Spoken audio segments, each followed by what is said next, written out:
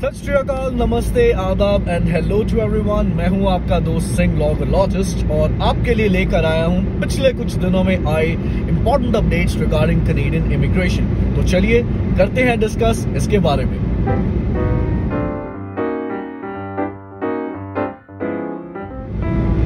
तो पहला अपडेट जो आया है कुछ दिन पहले वो है कि इंडिया से अब जितने भी ट्रैवलर्स आएंगे उनको थर्ड कंट्री से कोविड नेगेटिव रिपोर्ट लेने की ज़रूरत नहीं है। तो पीछे क्या हुआ था, due to some issues Canada ने क्या कर दिया था कि अगर आपको कनाडा ट्रैवल करना है इंडिया से तो आपको एक थर्ड कंट्री से कोविड नेगेटिव जो रिपोर्ट है वो चाहिए होती थी। इंडिया वाली एक्सेप्ट नहीं हो रही थी।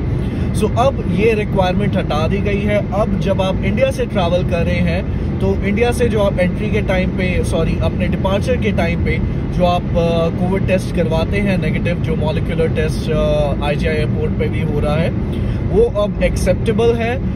उस नेगेटिव रिपोर्ट से अब आप ट्रैवल कर सकते हैं। That is acceptable now. All other things remain the same. बाकी सारी चीजें, सारे कंडीशन सेम है। लाइक आपको फुल्ली वैक्सीनेटेड होना चाहिए, जो वैक्सीन ऑलरेडी अप्रूव्ड है उसके द्वारा, और आपको क्वारंटीन प्लान भी आपके पास होना चाहिए in case the things go south. And आपको सारी इंफॉर्मेशन अपनी अराइवकैन ऐप में भी अपडेट करनी है। So all other things remaining the same. अब आपका जो कोविड टेस्ट है इंडिया से भी एक्सेप्टेबल है।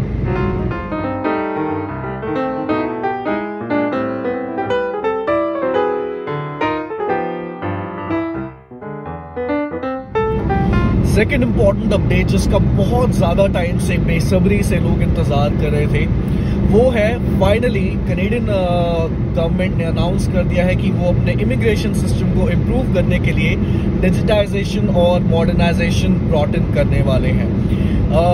पिछले बारी जब अभी लास्ट टाइम जब कनाडा में दोबारा से इलेक्शंस हुए थे तो जो दो बड़ी पार्टीज हैं, वेदर इट्स द लिबरल्स जो कि ट्रूडो की पार्टी है, जस्टिन ट्रूडो की, और कॉन्जर्वेटिव्स जिसको उस वक्त ओरेन ओटूल लीड कर रहे थे, उन दोनों ने ही अपने जो मैनिफेस्टोज हैं उसमें ये प्रॉमिस किया था कि इमिग्रेशन सिस्टम को मॉडर्नाइज किया जाएगा। They will bring in more and more digital technologies to improve their systems. क्योंकि हो क्या रहा है अभी फिलहाल IRCC के पास मिलियंस एंड मिलियंस ऑफ जो एप्लीकेशंस है वो पेंडिंग चल रही है। There is a huge backlog.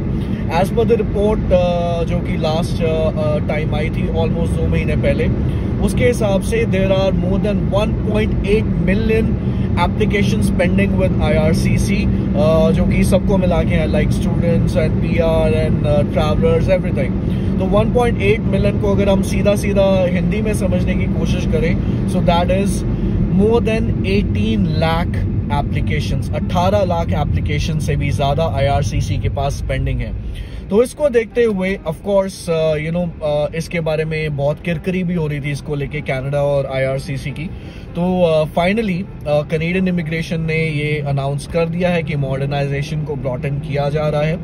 इसके लिए उन्होंने 500 एडिशनल स्टाफ को भी हायर किया है और स्टाफ भी हायर होगा आने वाले कुछ दिनों में। और मॉडर्नाइजेशन अपने सिस्टम का भी वो कर रहे हैं, टेक्नोलॉजीज को वो इम्प्लीमेंट कर रहे हैं, जिसके थ्रू प्रोसेसिंग जो है बहुत सारे डॉक्यूमेंट्स की वो ऑटोमेट कर दी जाएगी। ऑलराइट, अभी तक क्या होता है कि ज्यादातर केसेस में हर डॉक्यूमेंट जो है वो फिजिकली एक वीजा ऑफिसर चेक करता है। तो बहुत सारे जो डॉक्यूमेंट्स है अब उनका प्रोसेसिंग जो है वो डिजिटाइज कर दिया जाएगा, ऑटोमेट कर दिया जाएगा, जिसकी वजह से प्रोसेसिंग टाइम्स भी जो है वो कम होंगे अभी जो चल रहे हैं उससे, और जो बैकलॉग है उसको क्लियर करने में भी काफी ज्यादा जो है वो हेल्प मिलेगी। So that is one another important update. और इस अपडेट में ये भी कहा गया है कि स्टूडेंट परमिट्स को और वर्क परमिट्स की जो एप्लीकेशन है उन्हें प्रायोरिटाइज किया जाएगा।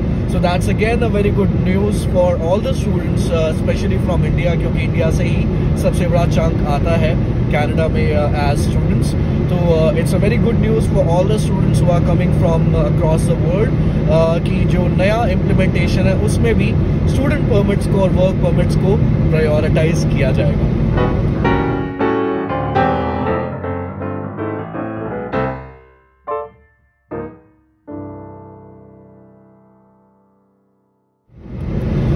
इसके बाद एक और इम्पोर्टेंट अपडेट जिसको हालांकि आए हुए काफ़ी टाइम हो गया, मैं उसे कवर नहीं कर पाया था और ऑलरेडी वो इम्प्लीमेंट भी हो चुकी है।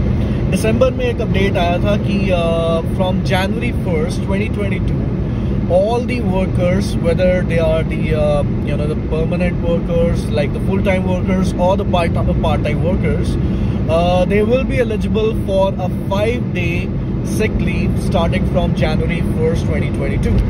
इसका मतलब ये है कि अभी तक पेड सिक डेज नहीं होते थे, पेड सिक लीव्स नहीं होती थी अभी तक। तो इसको देखते हुए इस पे काफ़ी ज़्यादा शोर भी मच रहा था पिछले कुछ टाइम से कनाडा में, and the governments were under pressure to implement this. तो फाइनली इसे इम्प्लीमेंट कर दिया गया है। दैट मीन्स चाहे आप पार्ट टाइम स्टूडेंट हैं, पार्ट टाइम वर्कर हैं या फिर फुल टाइम वर्कर हैं, अब आपको साल में 5 दिन पेड सिक डेज अलाउड होंगे। यानी कि अगर आप बीमार पड़ते हैं या फिर आप अगर इंजर्ड भी होते हैं, आपको इंजरी होती है, तो उसके लिए जो आप छुट्टियां लेंगे उसमें से 5 दिन ऐसे होंगे जिसकी आपको आपके पे के हिसाब से जो भी आपको पे मिलती होगी वो आपको पेड होगा। So 5 paid days will be there as your sick leave, चाहे आप बीमार हो रहे हैं या फिर इंजर्ड हो रहे हैं। लेकिन इसमें कंडीशन ये है कि जो आपका जो वर्क है that should come under the Canadian employment act, वो कैनेडियन एम्प्लॉयमेंट एक्ट में कवर होना चाहिए। दैट मीन्स वो लीगल वर्क होना चाहिए और उसमें कवर होना चाहिए, ठीक है। और बेसिकली यही है कि आपका आप लीगली वर्क कर रहे होने चाहिए। तो ये कंडीशन है। अगर आप फुल टाइम वर्कर हैं या पार्ट टाइम वर्कर हैं, दोनों ही केसेस में आपका ये एलिजिबिलिटी बनता है कि आपको 5 वर्क डेज जो है, 5 सिक डेज आपको पेड मिलेंगे पूरे साल में।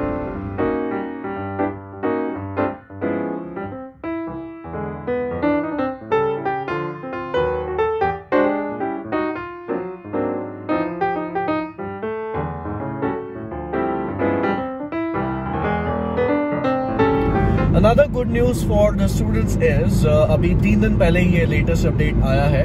तो अब अभी तक क्या होता था कि if you are a student, आपको IELTS का एकेडमिक मॉड्यूल टेस्ट देना होता था। So as you all know कि IELTS आपको देना होता है जब आप कनाडा आते हैं। तो अगर आप एज स्टूडेंट आते हैं तो आपको IELTS का एकेडमिक मॉड्यूल का एग्जाम देना होता है, ऑलराइट। लेकिन अब एक लेटेस्ट अपडेट जो अभी आई है उसके अकॉर्डिंग, अब अगर आप SDS यानी कि स्टूडेंट डायरेक्ट स्ट्रीम में अगर आप अप्लाई कर रहे हैं तो आपका academic as well as general test भी एक्सेप्टेबल है। So even if you have given IELTS general, तो आपको वो एक्सेप्टेबिलिटी मिलेगी अगर आप SDS यानी कि स्टूडेंट डायरेक्ट स्ट्रीम में अपनी फाइल अप्लाई करते हैं। फॉर नॉन SDS यानी कि non student direct stream applications, आपका IELTS जनरल, एकेडमिक, इसके साथ साथ TOEFL का IBT मॉड्यूल एंड PT का एकेडमिक मॉड्यूल भी अब एक्सेप्टेबल है। हालांकि अभी तक ये जो अपडेट आई है, this is from the immigration department, यानी कि वीजा के लिए ये चीजें एप्लीकेबल होंगी।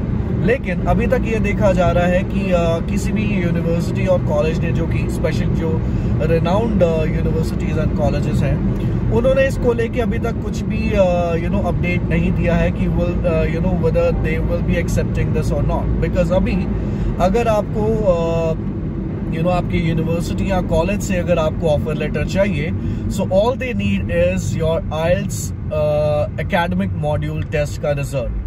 तो अभी तक जो है यूनिवर्सिटी और कॉलेजेस वो आपसे आपका IELTS का एकेडमिक मॉड्यूल का रिजल्ट मांगते हैं। अभी वीजा के लिए तो जनरल टेस्ट जो है वो एक्सेप्टेबल हो गया है along with the TOEFL IBT and PT exam.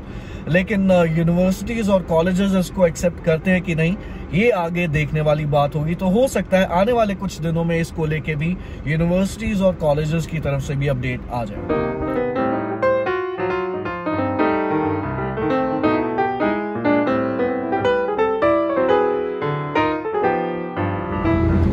हाँ जी, तो ये थे कुछ latest updates pertaining to the Canadian immigration. और जितने भी अपडेट्स थे उसकी जितना ज़्यादा इन्फॉर्मेशन हो सकता था मैंने आपके साथ शेयर करने का कोशिश किया है।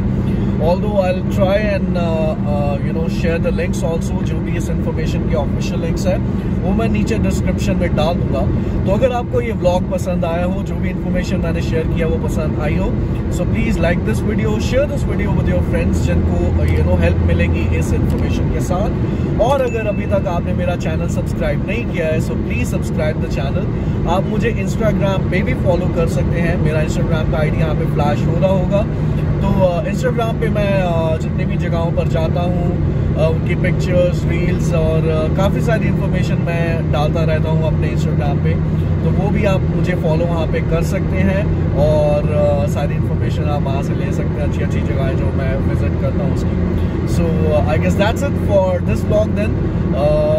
अगर आपको इन्फॉर्मेशन पसंद आई हो, so please like and share this video. So till the next time, अपना बहुत ज़्यादा ख्याल रखिएगा। Stay safe, stay positive, stay blessed. रब राखा।